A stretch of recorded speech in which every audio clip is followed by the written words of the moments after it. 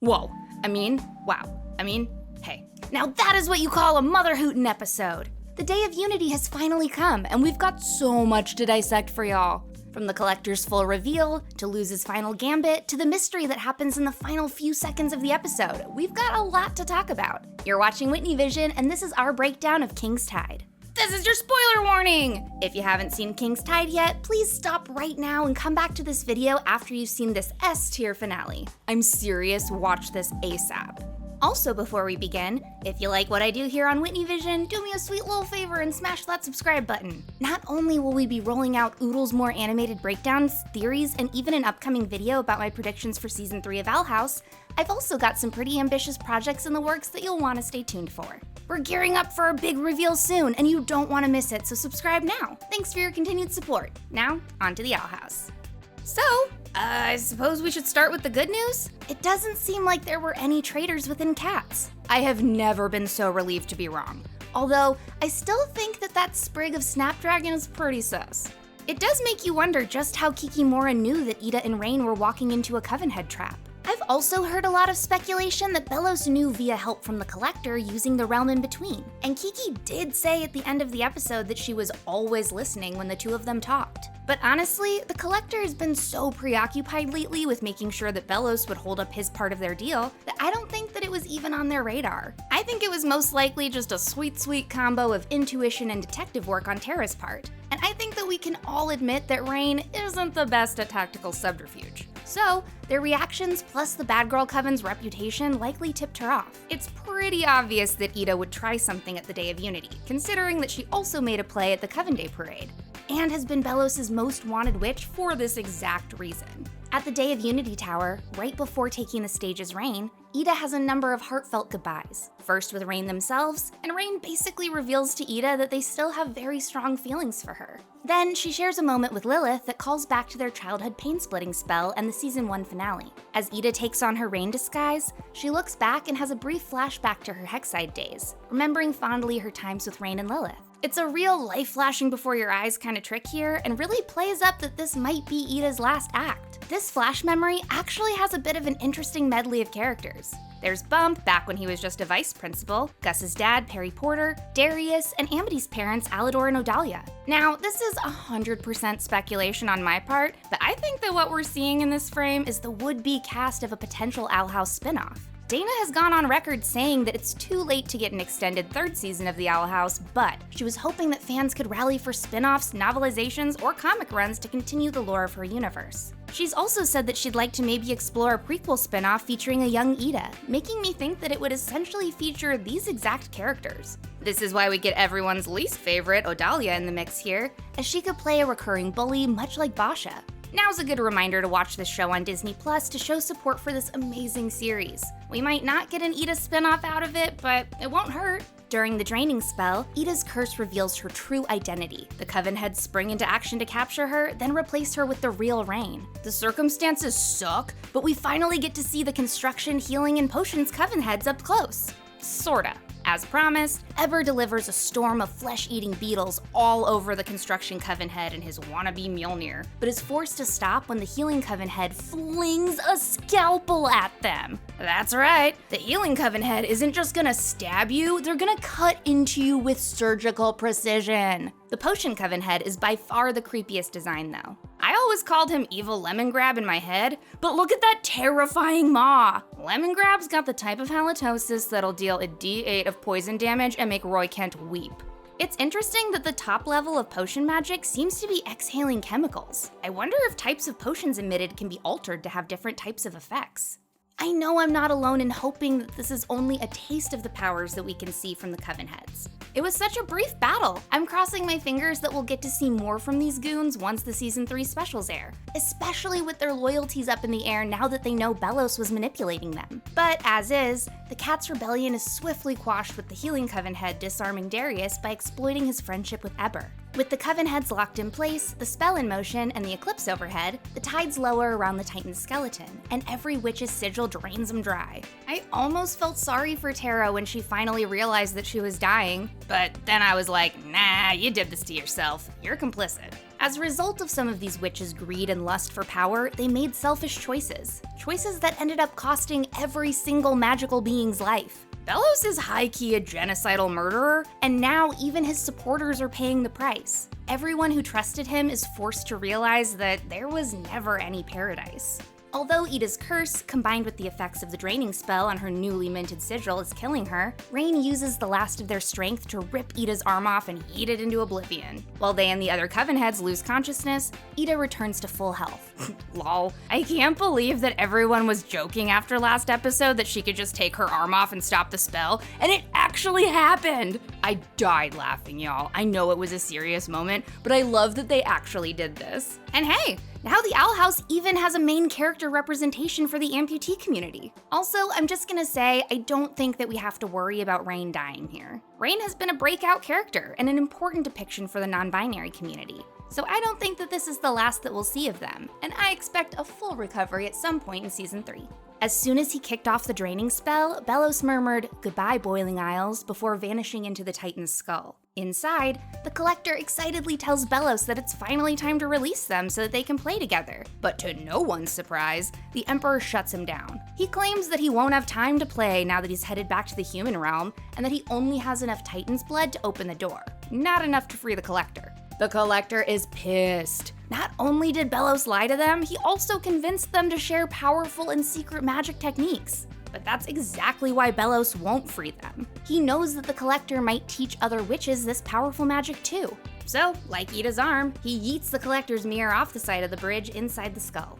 Side quest: while the Collector is throwing a temper tantrum about Belos being a liar McLiarson, Belos magically seals up the strip of rotted flesh from his face. Was he capable of doing that the whole time? Presumably this is only temporary, as Belos has a habit of reverting to his sludge form whenever he gets hangry. Which makes me wonder, what was his plan for his diet once he returned to Earth? Was he gonna stick to magic knickknacks like V? That can't be sustainable. Kikimora delivers her prisoner to Belos, hoping for a promotion in exchange for capturing the Golden Guard. But, as we know, that's not Hunter in there, it's Luz. And Belos doesn't give two flying griffins about Kiki whatsoever. In the most brutal own I have ever seen in an animated series, Belos says this: "Go find a hole to wither away in."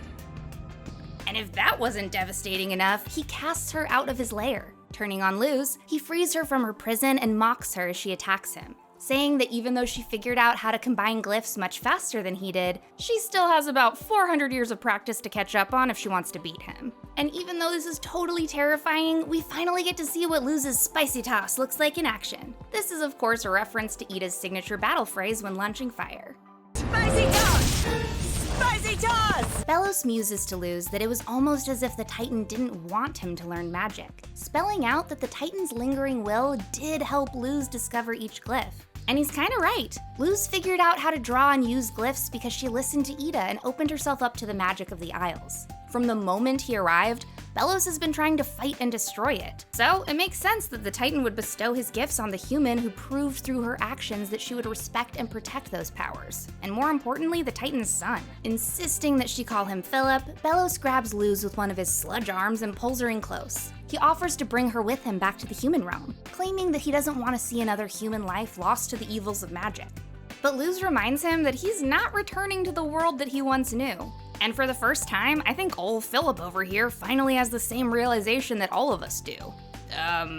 What is this guy gonna do in the human realm? He'll be stepping out that door smack dab in the middle of the year 2022. Bro, Witch Hunter General isn't even a job anymore. And let's just say it was. You'd have to work for years as a paranormal investigator to build up a following for your YouTube channel, and even then, good luck making any money. No one is gonna donate to your Patreon if they find out you're killing cute little palismen, my guy. Oh, thank you to the people who support WhitneyVision on Patreon, by the way. We only kiss cute animals over here. Distracting him with the thought of navigating the futuristic world he's about to re-enter, Luz secretly grabs a hold of one of the Emperor's Coven sigil stamping gloves. She makes a deal with him to let her save her friends if she agrees to be his guide in the human realm. And when he comes in for a handshake, she slaps him with a sick new tattoo. I knew Belos' misdeeds would come back to bite him somehow, but this is by far the most satisfying taste of his own medicine the show could give us. Enraged, Belos transforms into his full demon form, green sludge, eyeballs and all. Honestly, this is one of Disney's scariest villain designs. I hate how his torso looks skinnier than his spinal column, and nobody needs that many eyes. Luz demands that he stop the draining spell, but the dude has gone full monster mode. Luckily, the Hexside cavalry arrives to the raid just in time to help Luz with the boss battle. Gus casts the memory illusion spell from Labyrinth Runners on Belos and forces him to relive his memories. Through this spell, we get a closer look at some of the memories from Hollow Mind, including Philip's betrayal of his brother and the start of his Grimwalker experiments. We know from Labyrinth Runners that this spell projects these memories for others to see. So the key piece of information here is that Gus has now seen the truth that Hunter has been trying to hide from his new friends. Gus is a very smart kid, so it's not going to be long before he comes to the conclusion that Hunter is a Grimwalker, which honestly isn't the worst. Gus and Hunter have become fast friends, so unless there's a sinister rumor or stereotype about Grimwalkers that we don't know about yet, Gus isn't gonna reject his new bud.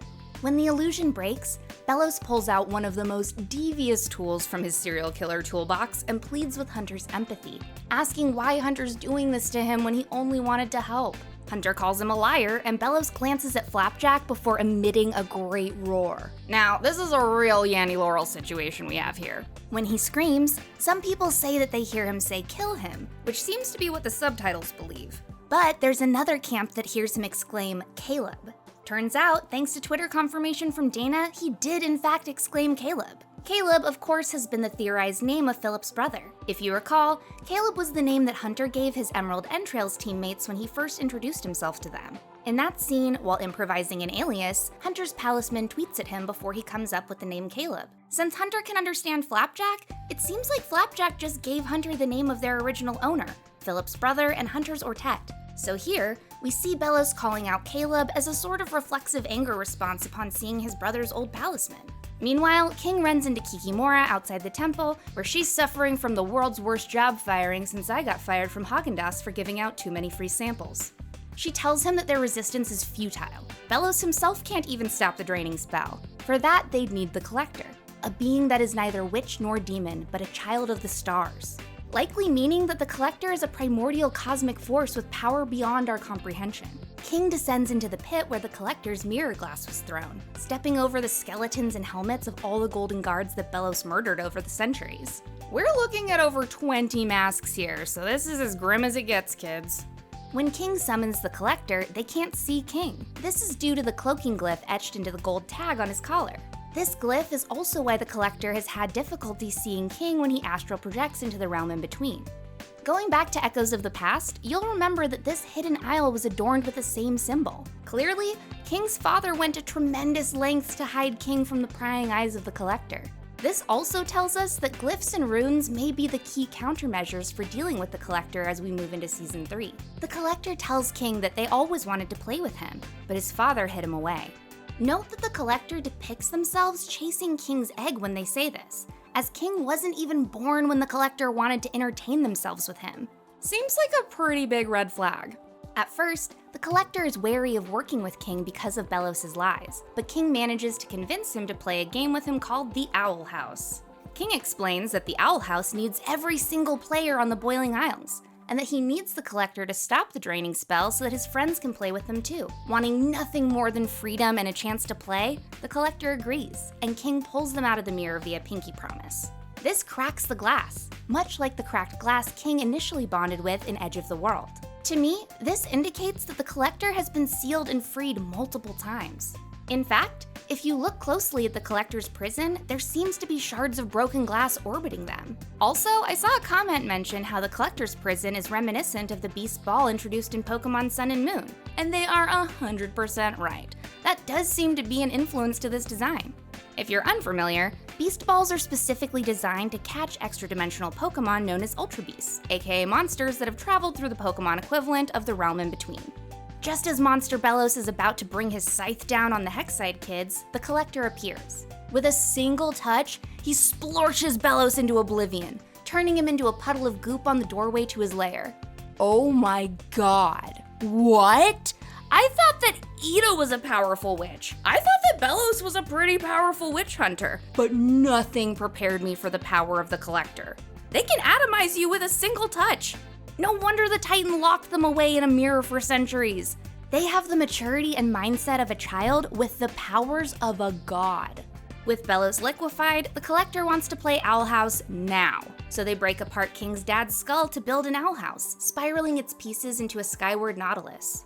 I've talked before in my Dell video about how I think that the owl deity mural at the Owl House is a prophecy that's going to play a key role in the endgame of the series. So now with the Collector making a big deal about playing the Owl House, I think we're going to see a bunch of those theories gain legs. And that likely means that the Clawthorn's bloodline has been keeping a secret that'll protect the Boiling Isles from the Collector's games. Check out that video if you want an idea of how all of this could connect. The energy from the Collector's Marie Kondoing of the Isles creates a vacuum around Luz and her gang. They realize that the only way to escape is through the door portal and into the human realm. Luz refuses to leave Ida behind, pulling a total hero moment to keep the portal intact so her friends can escape. But this episode is called King's Tide, not Luz's Tide, damn it, and he makes the sacrifice, thanking her for being the best big sister he could have asked for and unleashing a mighty wah to knock her through the portal. The last thing we see before the door shuts is King being pulled by the Collector's gravity, waving goodbye to Luz as he floats into uncertain trouble. This scene broke my heart for so many reasons. Not only was Luz forced to leave King and Ida behind, not knowing if they would be okay or even if she'd ever see them again, all of her friends were also ripped away from their families, homes, and loved ones. I lost it when Gus started to cry because even though he's super advanced in magic, he's still the youngest member of the group. None of them know if their parents survived the spell. And even if they did, these witches are now facing an extremely terrifying new world. A lot of these witches believed with all their hearts that Belos was gonna make their deepest dreams and desires come true. And they found out that they were wrong in the most horrifying way imaginable. They're gonna have to rebuild everything. Their political structure, their understanding of how magic works, and even their core belief systems. And also, if that wasn't enough, the freaking Collector is loose! They're not even my parents and I'm worried about them! Thankfully, Luz takes them straight to Mama Nocera's house and Camilla greets them at the front door. We don't hear her response after Luz asks if a bunch of her magic friends can sleep over indefinitely, but I am 200% sure that she said yes, because she's the best. Luz is finally reunited with her mom! And even though it's bittersweet as hell and her return to the human realm is definitely under the worst possible circumstances, I'm really happy to know that mom and daughter are back together again. It was heartbreaking to know that Camilla blamed herself for Luz leaving, but now that Luz is home safe, they can finally catch up properly on everything she's been up to in the demon realm. Also, oh my god, I can't believe that they're making us wait to see Amity meeting her girlfriend's mom for the first time. So much cuteness is happening inside that house! Luz is introducing Amity to Camilla, V finally has other friends to hang out with after months of hiding from that wannabe witch hunter. Hunter is probably crossing his fingers that he gets to sit next to Willow at dinner. Gus is definitely touching everything and anything and asking a million questions about what all this human stuff does. But for now, we'll just have to picture how adorable it is. Things aren't gonna stay safe and sweet forever though. Before Hunter entered the human realm, a smattering of Belos goop caught a ride on his clothes. And if you watch all the way to the very end of the credits, right before the final names flash on screen, you can see a couple of drops of green Belosy sludge drip from the open door of the shack. Dun dun dun! Little baby bits of Belos are slurging around in the human realm, and it's clear that his mission isn't finished. I wouldn't be surprised if the self-proclaimed witch hunter general's bits of flubber gain some sentience and make contact with modern-day hunter Jacob Hopkins, a man who looks to be almost certainly related to the Wittebanes. Calling it now, we're gonna have a symbiote suit Belos, a real turd in the wind, as they say. Finally, let's talk about the final mystery code. The full poem now reads, "Seething seas and puppet strings, he no longer dreams of kings. As above rush darkened skies, as below his father lies." So now we know that this was referencing King's Titan father, but I think that the double meaning of lies is important to keep in mind here. Obviously, his bones are laying below King, but I'm curious if there's also some piece of information that the Titan is keeping from the world. The Collector did refer to King's father as a bully, so the conflict between the two may be more gray than it seems on the surface.